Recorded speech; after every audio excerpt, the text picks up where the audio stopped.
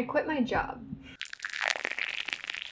Today is all about how you are 100% allowed to start over in whatever is going on. I make mistakes, you make mistakes, we all make mistakes. Sometimes we either make a mistake and feel like we need to start over for something. Other times we just feel like we need to start over because you know what? The reality is life sucks sometimes. It's not easy, it's messy, and sometimes we need to start over. And so this is your big sister here telling you it's okay to let your life fall apart for a little bit. I feel like sometimes some of the biggest moments of growth that I've ever had in my life were right after a period where I kind of let it fall apart. This job that I recently quit, not to get into too much detail, but it was an internship. It wasn't what I thought I was applying for. It wasn't what I thought I was going into. It wasn't what I understood in the interview. I don't really think that's anyone's fault. I think it just wasn't communicated correctly. I think on both ends, right? And I realized, hey, this is actually not doing me any good. And it's actually just really stressful, and it's not really helping me in terms of furthering my education. It was also a big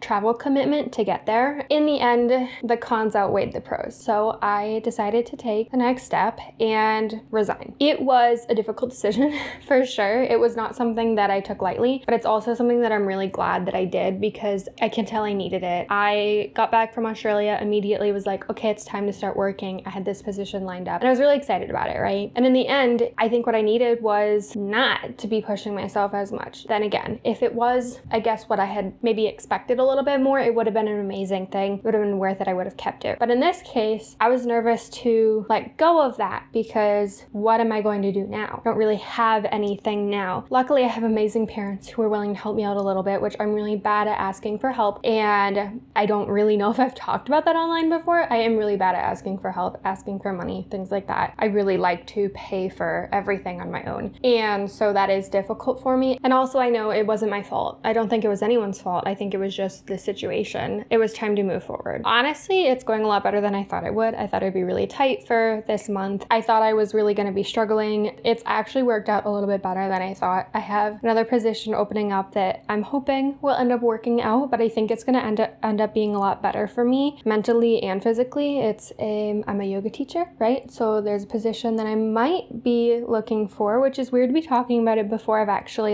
gotten it. So it's very possible that won't happen, right? But if that does happen, it would be amazing. It would be kind of the perfect position for me and something that I would be able to continue on while classes start and are going, and I feel like it would actually end up working out really well. My whole point here is that life sometimes needs to fall apart, and not needs to. I don't want to say needs to, right? You don't want to purposefully make your life fall apart so then something better happens. But I do think that a lot of times when things feel like you're getting towards rock bottom or you're feeling like a little stressed out about something, which in this case, it wasn't rock bottom. It was a choice that I knew I needed to make, and I didn't regret that choice, even though it was difficult to make. And I know there were a lot of unknowns and a lot of variables that we didn't know about in the moment. But sometimes when you need to make hard decisions, when something doesn't go quite as you planned it, that might be an indication that something else better is coming along.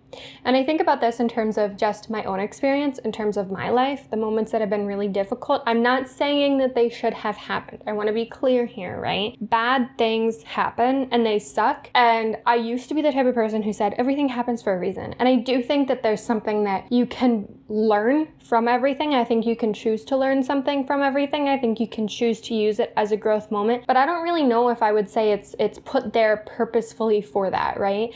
I think that it can be put there to maybe give you the opportunity, but life sucks sometimes. There are sucky things in life. When I got Pandas, I used to always say, I'm so grateful that I got it. And now I've started changing that to be wait, no, I'm not really grateful that I got it. It was terrible. It was the worst thing I've ever experienced in my life. I was 15 and I was in a state of psychosis for a year. I don't really think I could say that I'm grateful that it happened, but I am grateful because I chose to take that to give myself an opportunity, right? So I think that there's situations that happen that maybe allow us to see an opportunity. And so if I ever think of the phrase, everything happens for a reason, I don't mean well, this was meant to happen, right? No, I don't really think that there is just one thing that's meant to happen in your life. I don't really think that there's a set, path path of events that are planned out for the rest of your life. I don't really think, I think bad things happen. It sucks and it's scary, and I don't really understand why they happen, right? If you are going through a toxic scenario, going through an illness or something, for someone to come up and say oh, well, it was meant to happen, it's happening for a reason, that's a hard thing to hear, right? There's an opportunity in everything, even if it's as simple as an opportunity to slow down. And it sucks, right? It doesn't mean that the situation is good. Oh, you have a toxic scenario going on. Oh, you have a life-threatening disease. That's a good thing. No, it's not. I don't think it ever will be. I guess the point there is that there is maybe something, even if it means slow down. And then again, even if I think about it a life-threatening disease, in what way is that good? It's not good. And in what way is there an opportunity? I don't know. Maybe if you, think on your life and realize, hey, there's something that I need to make amends to. I don't know. I don't really feel that's I don't really understand. Life gets messy. And aside from this tangent here, the point is, life is messy, right? Sometimes we don't know why things happen. Sometimes things happen purely because life sucks. In a lot of scenarios, for me, it doesn't mean I'm happy that something happened, but a lot of times when something difficult does happen, it's a sign that some sort of major change is coming. Sometimes that change can be sucky. Sometimes that change can feel terrible, maybe the death of a loved one. I don't think that it's opening new doors that are better without that person. No, absolutely not. I don't think it's opening new doors, but I think there's always some sort of healing, some sort of self-discovery that happens when you're in a bad state, when you're struggling with something. There's some sort of self-discovery there, even if it sucks. Your life will never be the same after something big happens. And I think that is sometimes something that I lose sight of, and something that is important to be able to recognize that hey, there's something big changing. And so I'm talking about the big deep stuff here. We're gonna put that aside, right? Because that is really case by case. There are not answers, but no matter what is going on in your life, no matter big or small, whatever it is, you're allowed to let yourself fall apart for a little bit. You're allowed to ask for help. You're allowed to feel like you don't know what the next step is. And I'm recording this post all of this happening, and I'm in a place right now where I do have a plan. I do have things going for me, working out, a lot of things that I'm looking forward to. But if you would have asked me a week ago, I would have said, I don't know what's happening. I really don't know what's gonna be next. And even in just that week, stuff has started to turn around. It's not perfect, right? Life will never be perfect. But sometimes allowing yourself to, fall apart, ask for help,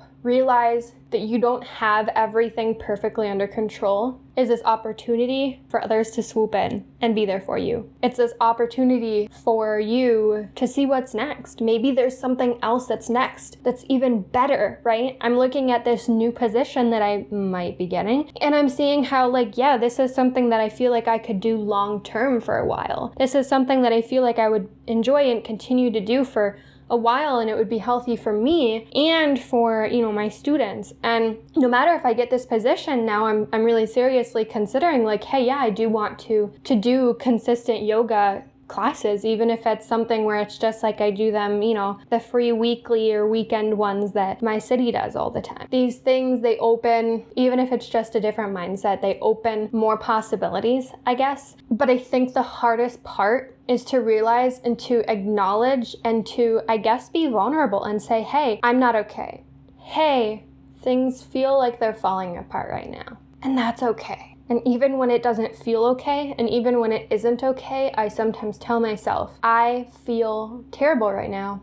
I'm falling apart right now, and that's okay. Because some sort of acceptance, it's called radical acceptance. It's something that I've been doing a lot. Sometimes I just have a bad day. Sometimes I am hyper fixating more. Sometimes my brain just isn't braining, right? And in those moments, I tell myself, I don't feel good. I feel like I'm falling apart, and that's okay. And I'm not saying that, oh, this is perfect, this is fine, whatever. But it's telling myself I accept this, because the reality is there are some things I can do to maybe improve it, some habits I can do, but if I've done those things, and even if I haven't yet, I need to accept where I'm at in this moment. Maybe that'll change in a few minutes. Maybe some of my habits, my skills will help. Maybe they won't. And I need to accept that this is where I am right now, and I'm going to work with where I am. I'm going to work with who I am in this moment. Not the future, not the past, where I am right now. And that's what I did a lot with when I had pandas disorder too. And when I was dealing with mental health struggles, when I was dealing with, honestly, anything, is my big thing is that I am really hard on myself. I like to be perfect, even though I have an entire podcast, an entire company